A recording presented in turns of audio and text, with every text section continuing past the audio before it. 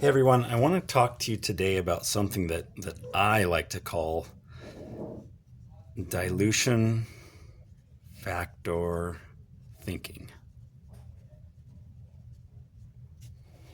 So, what do I mean by that? So, first off, let's define what I mean by a dilution factor.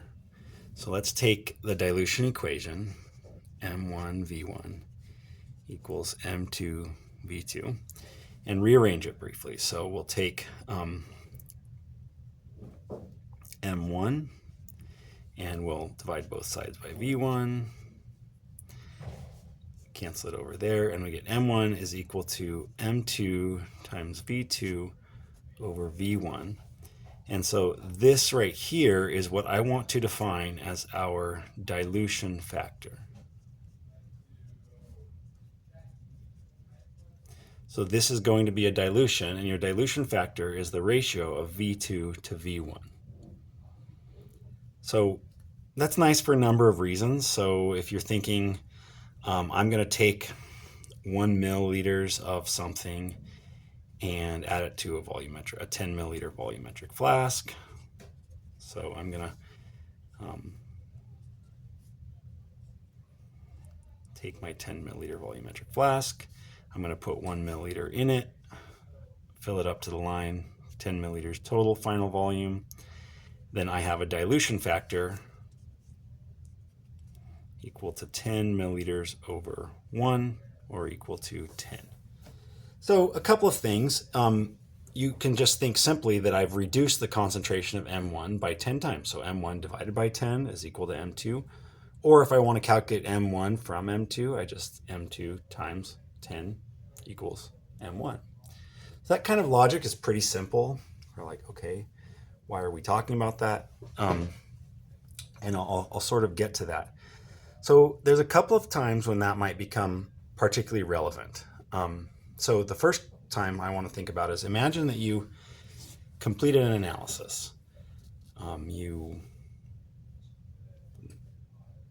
extracted caffeine from coffee and you ran it on the GC and you got a result back, or any other analysis. And imagine, let's say if it was that caffeine coffee, you calculated it out, you did your calibration, you got your instrument response, you plugged it into your equation or used your response factor, you calculated a concentration, and you get a concentration that's more than your highest standard. So on our GC, we've been running 50 parts per million for our low standard, up to 1,000 parts per million for our high standards. That's what we call our calibration range. So imagine you analyzed a sample and you got back that your sample concentration was equal to 1,500 parts per million. Well, that's off scale, meaning that's beyond your calibration range. And so we don't actually know that our response to concentration ratio that we got in our calibration curve applies beyond our highest standard, because we've never tested it up there. We don't know if it stays, the same trend up there, or if maybe the detector cuts it off and it doesn't extend up there at all. So we want to make a dilution here.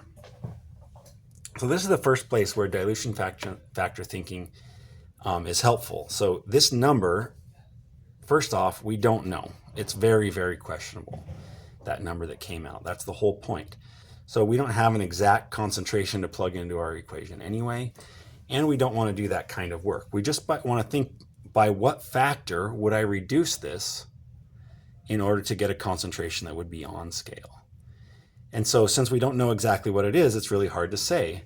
So we ask ourselves just simply, if it was somewhere close to 1,500, reducing it by a factor of 10, so just moving the decimal place over, would that get us on scale? And in this case, 1,500 divided by 10 would be 150. It'd be there. It'd be in the range. Now, maybe it wasn't really 1,500. Maybe it was 2,000, 2,500. Maybe it was something really higher than that. Would 2,500 or 3,000 divided by 10 still be on scale? Sure, 3,000 divided by 10 is 300. That would be on scale as well. So a dilution factor of 10 would work fine in this kind of situation. So now we can think about, how do I what initial and final volume would satisfy a ratio of 10, 1 to 10, or 2.5 to 25, or 0.2 to 2 milliliters? What ratio might simply satisfy that? And we don't have to go to the equation. We don't have to do a lot of heavy math. We just have to think in general, what factor do I need to get us on scale? Likewise, dividing by 5 would work. So a 5 times dilution might work for this as well. If it was really 2,000 divided by 5, that would be 400, and that would be in the range, etc. Even if it wasn't exactly the right concentration, we would be likely in the range. So that's the first case scenario. The second case scenario I think is even more important, or even more useful. It's just going to save us a lot of doing math by hand. So imagine that I want to do all the calculations and work that I need to do to carry out, to build a calibration curve for, let's say, our HPLC instrument. So my stock standard for the HPLC for caffeine was 10,000 parts per million. So we've got this 10,000 parts per million stock standard, which would be our M1, right? And I want to dilute this to make standards of 5 parts per million, 10 parts per million, 25 parts per million, 50 parts per million, 100 parts per million, and 250 parts per million. And so you can do what we've always done, get out the dilution equation, and sort of one at a time try to calculate how I would make that, how I would make that, how I would make that, etc. But I want to show you how you can use this logic of a dilution factor to do this a lot quicker. So what I'm going to do is I'm just going to start with my, 10,000 part per million stock.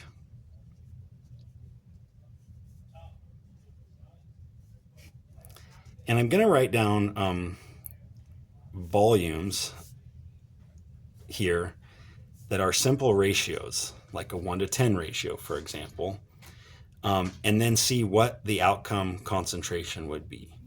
So imagine, so first off, if I did like 1 milliliter to 10 milliliters, so 1 milliliter with a pipette, for example, to 10 milliliters in a volumetric flask, that would result in, that's a DF10, 1 to 10, 10 over 1, so that would reduce the concentration to 1,000 parts per million. So look at this. So 1,000 is not in my range, but there's a couple things that you can simply do. Okay, I get it. If I want to go more, I can go 0.1 milliliters to 10 milliliters, and that would be 100. Ding, ding, ding. That's one of my standards. That's a tenth of that volume, so it's 100 times dilution factor. 10 divided by 0.1 is 100. So I've reduced that concentration divided by 100 ppm. Likewise, notice that 250 parts per million is 1/4 of 1,000. So if I just reduce this by 1/4, 0.25 milliliters, 1/4 of 1 milliliter is 0.25 milliliters. It's the same final volume, 10 divided by 25. I would get a concentration of 250 parts per million. So I got that one done. Now, notice that 25 is just 10 times lower than 250, so that one, 0.025 milliliters to 10 milliliters would be a 25 part per million standard, which is the same as 25 microliters.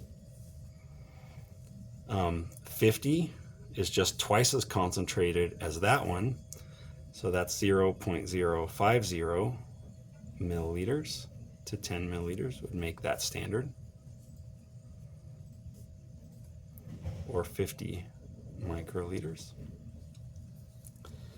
Going down from there, you could take this 100 ppm and cut that in 10, and that's when you get into trouble with this system. That would be, instead of 0.1, 0.01 milliliters to 10 milliliters would equal 10 parts per million, but that's just 10 microliters, and I don't actually have a pipette that can do that. So I'm going to scratch that really quick, and instead I'm going to increase this one over here. Scale up from there. So it could be something like 0.025 milliliters to 25. That would be the same ratio. I scaled it up to my next volumetric flask, 10 milliliters times 2.5 to 25 milliliters, 0.01, 0.025 milliliters, which is 25 microliters. I can make that measurement. Or if I don't like that, I can double it further and make it in a 50 milliliter volumetric flask.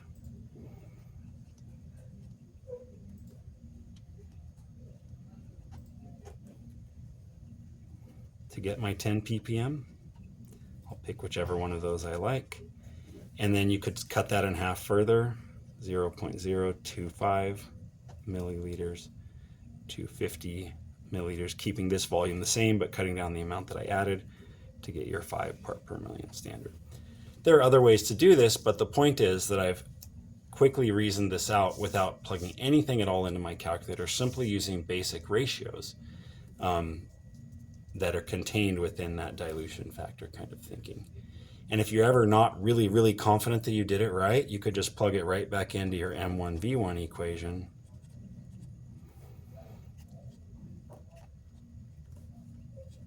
And calculate what the concentration would be. 10,000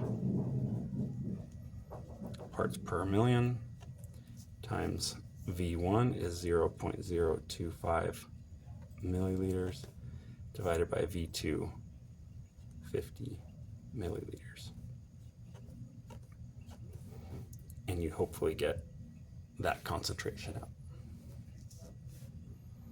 All right, I hope that helps. It may not be 100% apparent why it's so useful right now, but slowly switching to that kind of thinking will end up saving you tons and tons and tons of time. Thank you very much.